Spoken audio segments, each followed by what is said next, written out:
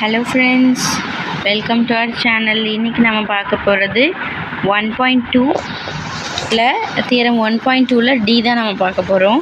இது ஏபிசி பார்க்காதவங்க நம்மளோட பழைய வீடியோஸில் இதுக்கு முன்னாடி போட்ட வீடியோஸில் போய் பார்த்துட்டு வந்துடுங்க. இப்போ நம்ம டி பார்க்க போகிறோம். Let x be a normed linear space if function f from x to k is a linear functional, then either f equivalents to 0 or f maps open sets in k onto open sets in f maps open sets in x onto open sets in k. So இதோடைய விளக்கத்தை இப்போ பார்க்கலாம். எக்ஸுங்கிறது ஒரு normed linear ஸ்பேஸ்ன்னு சொல்கிறாங்க. இப்போது எஃப்னு ஒரு linear functional எடுத்துக்கிறோம். இந்த எஃப்ன்ற லீனியர் ஃபங்க்ஷனல் இந்த நார்ம்டு லீனியர் ஸ்பேஸ்லேருந்து ஒரு ஃபீல்டு கேக்கு மேப் ஆகுது. நார்ம்டு லீனியர் ஸ்பேஸ்னால் நம்ம எல்லாருக்குமே நல்லாவே தெரியும். இதுக்கு முன்னாடி போட்ட வீடியோஸில் நம்ம நார்ம்டு லீனியர் ஸ்பேஸ்னால் என்னன்னு சொல்லியிருக்கோம். கேங்கிறது ஒரு ஃபீல்டு அப்படின்னா எக்ஸுக்கே ராஜா மாதிரி அர்த்தம். எக்ஸுக்கு இருக்கிற வெக்டார்ஸ் எல்லாமே கேங்கிற ஃபீல்டுலேருந்து தான் கிடைக்கிது. கேங்கிற ஃபீல்டில் எல்லாமே இருக்குது. கேங்கிற ஃபீல்டில் இருக்கிற எல்லாமே ஸ்கேலார்ஸ்ன்னு சொல்லுவோம். இந்த ஸ்கேலாருங்கிற ஃபீல்டில் இருக்கிற எல்லாமே நம்பர்ஸ், எலிமெண்ட்ஸ் எல்லாமே கேல இருக்கும். எல்லா வகையான நம்பர்ஸுமே கேன்ற ஃபீல்டில் இருக்கும். ஸோ இந்த லீனியர் ஃபங்க்ஷனல் எப்போ நம்ம லீனியர் ஃபங்க்ஷனல் சொல்லுவோன்னா, இந்த எஃப்பை எப்போ நம்ம லீனியர் ஃபங்க்ஷனல்னு சொல்லுவோன்னா அது ஒரு சில கண்டிஷன்ஸை சாட்டிஸ்ஃபை பண்ணியிருக்கணும். அதுக்கு முன்னாடியே நம்ம லீனியர் ஃபங்க்ஷனல் அப்படின்னா என்னன்னு தெரிஞ்சுக்கலாம். முதல்ல லீனியர் ஃபங்க்ஷனல் அப்படின்னா, லீனியர் ஃபங்க்ஷனல்ன்ற இருக்கிறதுக்கு அதுக்கு ஒரு ஸ்பெஷல் ப்ராப்பர்ட்டி இருக்குது. அது என்ன அப்படின்னா, is that takes a vector as input and turns it into a single scalar number. எக்ஸ்லேருந்து ஒரு வெக்டார் எடுக்கும். அந்த வெக்டார் கேல இருக்கிற ஒரு ஸ்கேலார் நம்பராக நம்மளுக்கு மாற்றி கொடுக்கும். எக்ஸ்லேருந்து எந்த ஒரு வெக்டாரை எடுத்தாலும் அது கேல இருக்கிற நம்பராக நம்மளுக்கு மாற்றி கொடுக்குற ஒரு ஃபங்க்ஷன் தான் லீனியர் ஃபங்க்ஷன். இதை மேத்தமேட்டிக்கலாக எப்படி சொல்லலாம்னா, எக்ஸுங்கிற வெக்டார் ஸ்பேஸ்லேருந்து ஸ்மால் எக்ஸ் ஸ்மால் ஒய் என்ற 2 எலிமெண்ட் எடுக்கிறோம். எக்ஸுன்ற வெக்டார் ஸ்பேஸ்லேருந்து ஸ்மால் எக்ஸ் ஸ்மால் ஒய்ன்னு 2 வெக்டார்ஸ் எடுக்கிறோம். அண்ட் ஆல்ஃபா பீட்டான்னு 2 எலிமெண்ட்ஸ் கேலேருந்து எடுக்கிறோம். கேல இருக்கிறது எல்லாமே நம்பர்ஸ், எக்ஸில் இருக்கிறது எல்லாமே வெக்டார்ஸ். இதை நம்பர்ஸ்னு சொல்லலாம், ஸ்கேலார்ஸ்னு சொல்லலாம். கேல இருக்கிறத ஸ்கேலார்ஸ்ன்னு சொல்லலாம். ஸோ இப்போ லீனியர் ஃபங்க்ஷனல்னால் அதுதான். இந்த மாதிரி எஃப்லேருந்து எக்ஸ் டு கே மேப் ஆகிற ஒரு ஃபங்க்ஷனை தான் நம்ம லீனியர் ஃபங்க்ஷன் சொல்லுவோம். எப்போ அப்படின்னா அது இந்த கண்டிஷனை சாட்டிஸ்ஃபை பண்ணியிருக்கணும். அதாவது F of alpha X plus beta Y is equal to alpha of F of X plus beta of F of X அப்படின்னு இந்த கண்டிஷனை சாட்டிஸ்ஃபை பண்ணியிருக்கணும். அதாவது ஒரு linear equation A X plus B Y மாதிரி ஆல்ஃபா எக்ஸ் ப்ளஸ் பிஒய் அப்படின்ற ஒரு linear ஈக்குவேஷனை எடுத்து அதுக்கு நம்ம ஃபங்க்ஷன் கண்டுபிடிக்கிறோம். எக்ஸ்லேருந்து ஒரு லீனியர் ஈக்குவேஷன் நம்ம எடுத்துக்கிறோம். அந்த ஈக்குவேஷனுக்கு நம்ம ஃபங்க்ஷன் கண்டுபிடிச்சா அதிலேருந்து ஆல்ஃபாவும் அந்த ஃபங்க்ஷன் ஆஃப் எக்ஸும் தனியாக கிடைக்கணும். அண்ட் பீட்டாவும் அந்த ஃபங்க்ஷன் ஆஃப் எக்ஸாக தனியாக கிடைச்சி ஒரு ப்ராடக்டாக கிடைக்கணும். நம்ம ஸ்கேலார் வேல்யூஸை எடுத்து உள்ளே இருக்கிற வெக்டார் வேல்யூஸ் கூட ப்ராடக்ட் பண்ணி அதுக்கு ஃபங்க்ஷன் கண்டுபிடிச்சாலும் அந்த ஃபங்க்ஷனுடைய வேல்யூ எப்படி இருக்கும்னா, ஃபங்க்ஷன் தனியாக கிடைக்கும், ஸ்கேலார் வேல்யூஸ் தனியாக கிடைக்கும். அந்த மாதிரி தான் இருக்கும் அப்படின்னு சொல்கிறாங்க. ஸோ அதாவது ஸ்கேலாருடைய ப்ராடக்டாக தான் அந்த ஃபங்க்ஷன் இருக்கும் அப்படின்னு சொல்கிறாங்க. ஸோ இந்த மாதிரி கிடைக்கக்கூடிய ஒரு ஃபங்க்ஷனை தான் நம்ம லீனியர் ஃபங்க்ஷனல்னு சொல்கிறோம். ஸோ இப்போ லீனியர் ஃபங்க்ஷனல்னால் நம்மளுக்கு என்னென்னு தெரிஞ்சிருச்சு. இப்போ நம்ம இந்த தியரத்தில் என்ன ப்ரூவ் பண்ணணும்னு பார்க்கணும். இந்த மாதிரி லீனியர் ஃபங்க்ஷனல்லேருந்து எக்ஸ் டு கே மேப் ஆகிற ஃபங்க்ஷன்லேருந்து எஃப்வுடைய வேல்யூ ஒன்று ஃபுல்லாகவே 0வாக இருக்கணும். அப்படி இல்லைனா, அதாவது ஃபங்க்ஷனில் கிடைக்கிற எல்லா வேல்யூஸுமே 0வாக இருக்கணும். ஆர்எல்ஸ் எஃப்வுடைய வேல்யூஸ் எஃப் ஒரு மேப்பிங் பண்ணணும். எப்படி அந்த மேப்பிங் இருக்கணும்னா, எக்ஸில் இருக்கிற ஓப்பன் செட்ஸ் எல்லாத்தையுமே கேல ஓப்பன் செட்ஸாக மாற்றணும். எஃப்ல இருக்கிற ஓப்பன் செட்ஸை எல்லாத்தையுமே கேக்கு கொண்டு போய் அந்த கேல இருக்கிற ஓப்பன் செட்ஸை எக்ஸில் இருக்கிற ஓப்பன் செட்ஸை மாற்றி அமைக்கிறது தான் இந்த எஃப்வுடைய வேலை அப்படின்னு நாம் ப்ரூவ் பண்ணணும். ஸோ முதல்ல எஃப் ஈக்குவலன்ஸ் டு ஜீரோவாக இருக்கும், அப்படி இல்லைன்னா இந்த மாதிரி பண்ணணும்னு நம்ம சொல்கிறோம்ல. எஃப் ஈக்குவலன்ஸ் டு ஜீரோவாக இருந்துச்சுன்னா கேல இருக்கிற எல்லா வேல்யூஸும் ஜீரோவாக தான் இருக்கும், எக்ஸில் இருக்கிற எல்லா வேல்யூஸும் ஜீரோவாக தான் இருக்கும், அது மூலமாக கிடைக்கிற ஃபங்க்ஷன் வேல்யூஸும் ஜீரோவாக தான் இருக்கும். ஸோ அதனால் இந்த எஃப் ஈக்குவலன் டு ஜீரோவை ப்ரூவ் பண்ணுறது ரொம்ப ட்ரிவியல். ஸோ அதனால் நம்ம இப்போ அதை ப்ரூவ் பண்ணுற போகிறது கிடையாது. ஸோ இப்போ நம்ம என்ன பண்ண போகிறோம்னா F naught equal to zero அப்படின்னு நம்ம எடுத்துக்கிறோம். F naught equal to zero அப்படின்னா முதல்ல எஃப்லேருந்து எஃப் நாட் ஈக்குவல் டு ஜீரோனா நம்ம எஃப்லேருந்து ஒரு லீனியர் ஃபங்க்ஷன் க்ரியேட் பண்ணலாம். அந்த லீனியர் ஃபங்க்ஷன் x2k அவங்க க்ரியேட் பண்ண சொல்லியிருக்காங்கல்ல. ஸோ அந்த மாதிரி நம்ம க்ரியேட் பண்ணலாம்.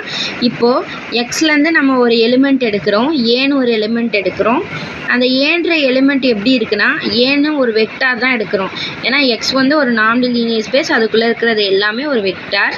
ஸோ எக்ஸ்லேருந்து நம்ம ஒரு வெக்டார் எலிமெண்ட் ஏன்னு எடுக்கிறோம். அந்த ஏவோட வேல்யூ எப்படி இருக்குன்னா அதுக்கு ஒரு ஃபங்க்ஷன் கண்டுபிடிச்சோன்னா அதோட வேல்யூ வந்து 1 தான் இருக்கும் அப்படின்ற மாதிரி நம்ம ஒரு எலிமெண்ட் எடுக்கிறோம். ஸோ இந்த எலிமெண்ட்டை ஒரு பக்கமாக வச்சுக்கிறோம். இப்போ நம்ம என்ன பண்ணுறோன்னா ஈன்னு ஒரு ஓப்பன் செட் எக்ஸில் இருக்குதுன்னு நினச்சிக்கிறோம். ஸோ எக்ஸில் ஏதோ ஒரு ஓப்பன் செட் இருக்குது, அந்த ஓப்பன் செட்டுக்கு ஈன்னு பேர் வச்சுக்கிறோம். அந்த ஈன்னு பேர் வச்ச ஓப்பன் செட்லேருந்து ஒரு எலிமெண்ட்டு பிக் பண்ணுறோம்.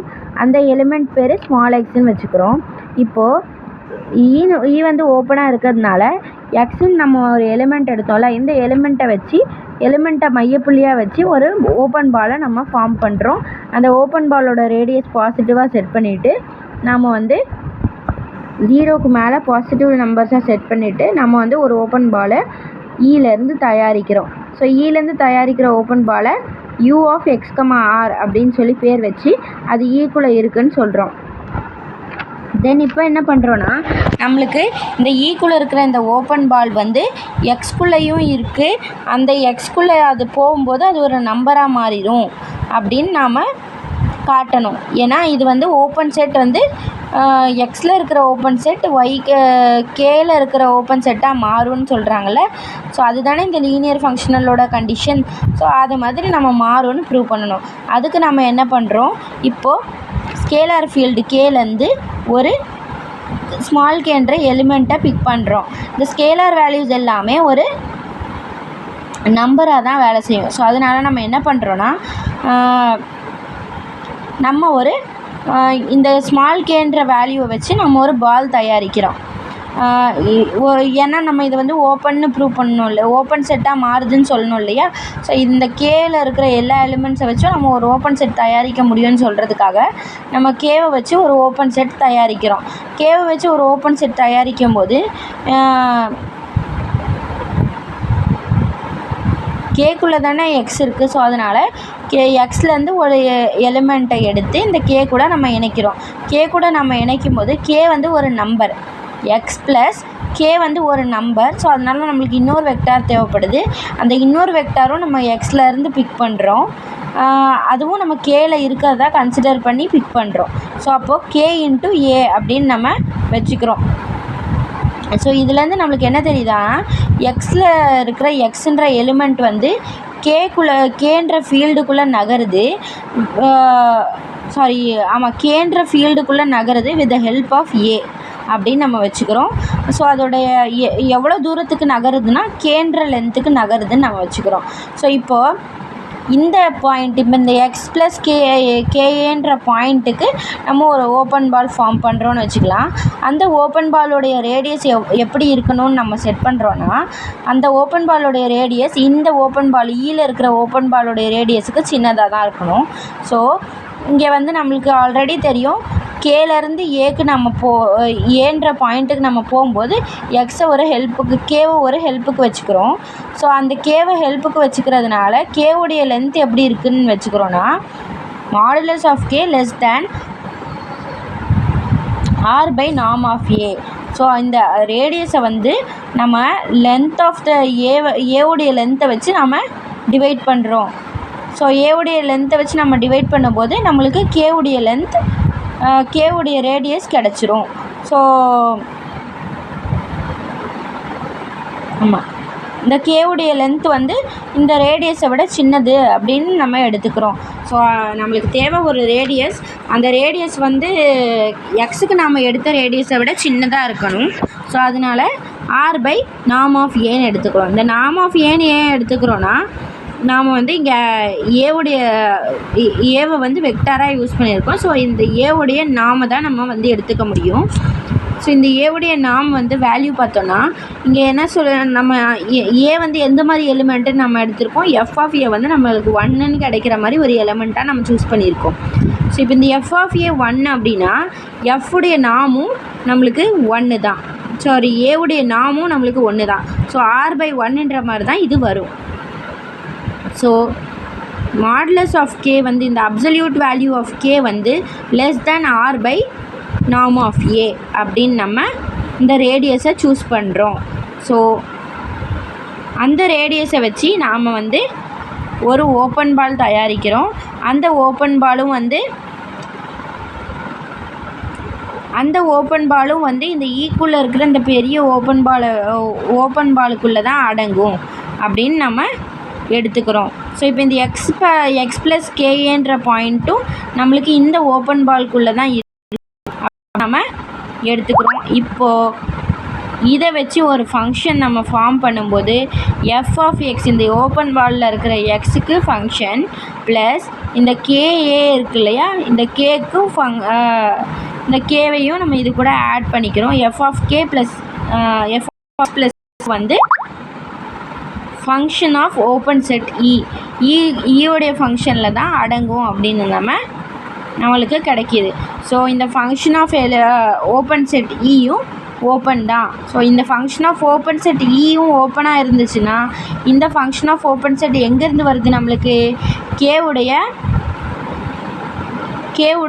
கேன்ற ஸ்கேலாருக்கு கிடைக்கிற ரேஞ்ச் வேல்யூ தான் எஃப் ஆஃப் இ. ஸோ அதாவது இந்த எக்ஸ்லேருந்து தானே நம்ம ஈயை சூஸ் பண்ணோம். அப்போ கேக்கு நம்ம கண்டுபிடிக்கிற ஃபங்க்ஷன் எப்படி இருக்கும், f of capital e f of x அந்த மாதிரி தான் இருக்கும். So f of x belongs to கேனா எஃப் ஆஃப் எக்ஸ் ப்ளஸ் கேவும் belongs to f of k தான். ஸோ கேவுடைய ஃபங்க்ஷன் வேல்யூஸை நம்ம எப்படி டிட்டர்மைன் பண்ணுறோம், எஃப் ஆஃப் இன்னு டிட்டர்மைன் பண்ணுறோம். ஸோ இந்த எஃப் ஆஃப் எக்ஸ் ஓப்பனாக இருந்துச்சுன்னா எஃப் ஆஃப் எக்ஸ் ப்ளஸ் கேவும் ஓப்பன் தான்.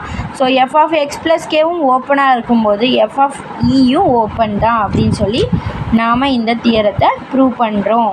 உங்கள் எல்லாருக்கும் புரிஞ்சிருக்கும்னு நம்புகிறேன். புரியாதவங்க எனக்கு கமெண்ட் பாக்ஸில் என்ன டவுட்டுன்னு சொல்லுங்கள், நான் உங்களுக்கு புரிய வைக்க ட்ரை பண்ணுறேன். தேங்க்யூ ஃபார் வாட்சிங். நெக்ஸ்ட் வீடியோவுக்கு இந்த சேனலை சப்ஸ்கிரைப் பண்ணுங்கள்.